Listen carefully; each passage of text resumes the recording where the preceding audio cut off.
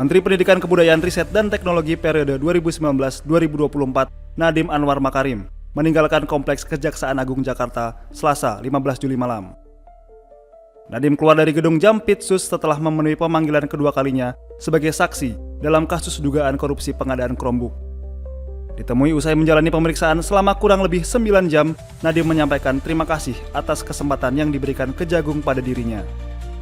Tak banyak memberikan keterangan, Nadiem mengaku telah menjelaskan kepada penyidik mengenai dugaan korupsi pengadaan laptop Chromebook di Kemendikbudristek pada tahun 2019 hingga 2022.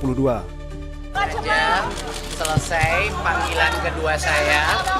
Udah, yuk, geser. Dan saya ingin berterima kasih sebesar-besarnya kepada pihak kejaksaan karena memberikan saya kesempatan untuk memberikan penerangan terhadap kasus ini. Terima kasih sekali lagi untuk teman-teman media, izinkan saya kembali ke keluarga saya. Sebelumnya diketahui Kemendikbudristek telah mengganti kajian tim teknis yang merekomendasikan untuk menggunakan spesifikasi sistem operasi Windows dengan pengadaan laptop Chromebook dalam bantuan peralatan pendidikan teknologi pada tahun 2020. Pengadaan tersebut menghabiskan dana sebesar 9,982 triliun rupiah. Dana tersebut terbagi atas 3,582 triliun rupiah yang berasal dari dana satuan pendidikan dan 6,399 triliun rupiah lainnya dari dana alokasi khusus.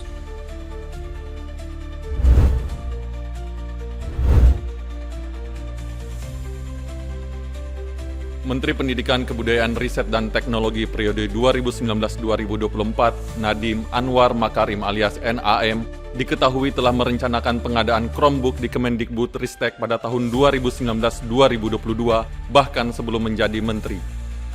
Dalam konferensi pers di Gedung Kejaksaan Agung Jakarta Selasa malam, Direktur Penyidikan pada Jaksa Agung Muda Bidang Tindak Pidana Khusus atau Jampitsus Abdul Qahar menyebut korupsi pengadaan Chromebook di Kemendikbudristek telah direncanakan Nadiem. Perencanaan dilakukan bersama konsultan teknologi Ibrahim Arif alias IBAM yang juga telah ditetapkan sebagai tersangka. IBAM yang saat itu sebagai konsultan teknologi sudah merencanakan bersama-sama dengan NAM sebelum menjadi Menteri Pendidikan dan Kebudayaan menggunakan produk operating system tertentu sebagai satu-satunya operating system di pengadaan TIK tahun 2020 sampai dengan tahun 2022 dan mengarahkan tim teknis mengeluarkan hasil kajian teknis berupa Chrome OS. Lebih lanjut, Abdul Qahar mengungkapkan bahwa staf khusus Mendikbudristek bidang pemerintahan periode 2019-2024, Juristan atau JT, telah membuat grup WhatsApp bersama dengan Nadiem dan rekan lainnya bernama Mas Menteri Kortim. Grup WhatsApp tersebut dibuat pada Agustus 2019 atau 2 bulan sebelum Nadiem dilantik sebagai menteri pada 19 Oktober 2019. Grup tersebut membahas rencana pengadaan perangkat untuk digitalisasi pendidikan dengan meloloskan Google sebagai perusahaan yang menyediakan layanan. Google pun menjanjikan investasi sebesar 30% kepada Kemendikbudristek jika Chrome OS digunakan dalam perangkat Chromebook pada program digitalisasi pendidikan 2022.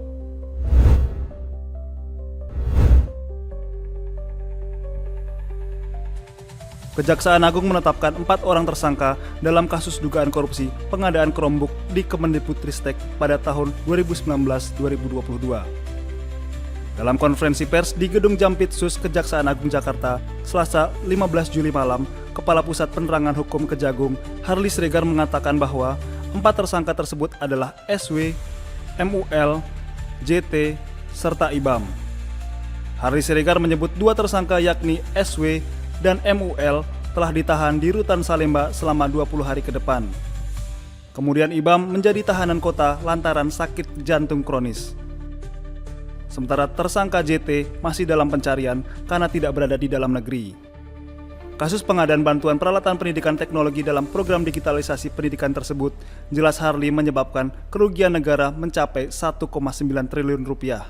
Kerugian keuangan negara bahwa 1,9 triliun merupakan perkiraan sementara yang dilakukan oleh penyidik dan tentu ke depan terhadap perhitungan kerugian keuangan negara ini akan terus dilakukan perhitungan secara real oleh ahli dan itu sedang berlangsung.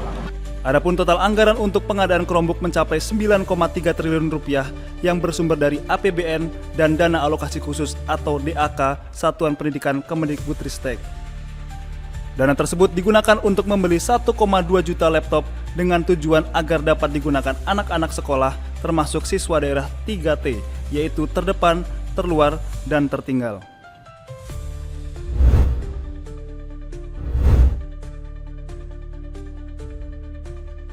Tim nasional sepak bola Indonesia mengalahkan Brunei Darussalam dengan 8 gol tanpa balas.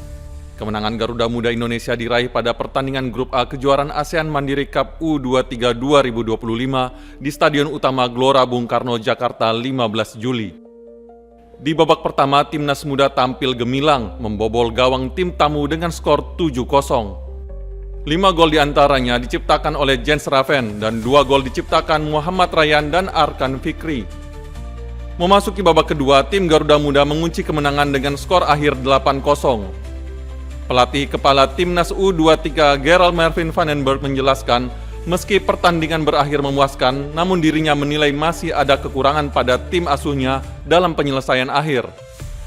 First of all, I think that if you see the game today, the first half was very good, and I think that we need to level up every game. And I think we have a very good squad.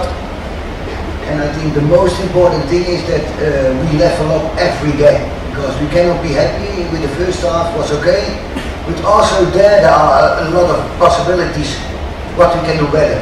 Because the final pass, there are many things in soccer, And I think you have to think about day by day, game by game, how can I improve? And I think that's the thing what we need to do. Sementara itu, top scorer laga ini yakni Jens Raven mengaku sangat senang atas deretan gol yang diciptakan. First one against the Philippines, they were right. As many could see, I was very happy then. Today, first day with my new team, just for 6 goals. I cannot say that I'm very happy with my 6 goals. But it finished today, so we need to heads up for next game because we only have 3 points, nothing more than that. We want to go to the semi-finals, so now all focus on next game and we need to stand there and give our all. Berkat kemenangan ini, Indonesia berada di peringkat pertama klasemen sementara Grup A ASEAN Mandiri Cup U23 2025 dengan 3 poin. Sementara itu, timnas U23 Brunei Darussalam berada di posisi juru kunci dengan tanpa poin.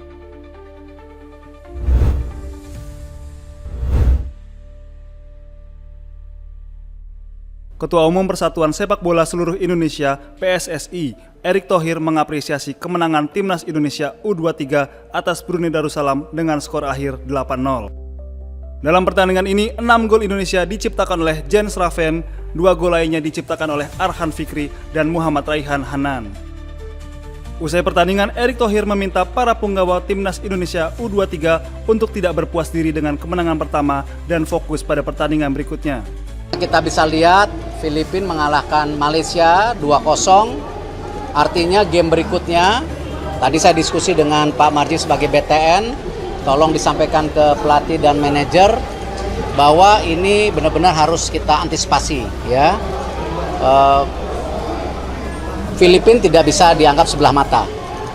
Apalagi target kita kan mau lolos grup, bahkan mungkin bisa semifinal, bahkan juara gitu. Karena terakhir saya menyaksikan sendiri waktu itu kita final melawan Vietnam di Thailand. Sayang kita kalah waktu itu. Jadi hal ini saya rasa benar-benar mesti antisipasi untuk game kedua berikutnya. Berkat kemenangan ini, Indonesia berada di peringkat pertama klasemen sementara Grup A ASEAN Mandiri Cup U23 2025 dengan 3 poin dan Brunei berada di posisi juru kunci. Pada pertandingan berikutnya, Timnas Indonesia U23 akan menghadapi Timnas Filipina U23 pada Jumat 18 Juli.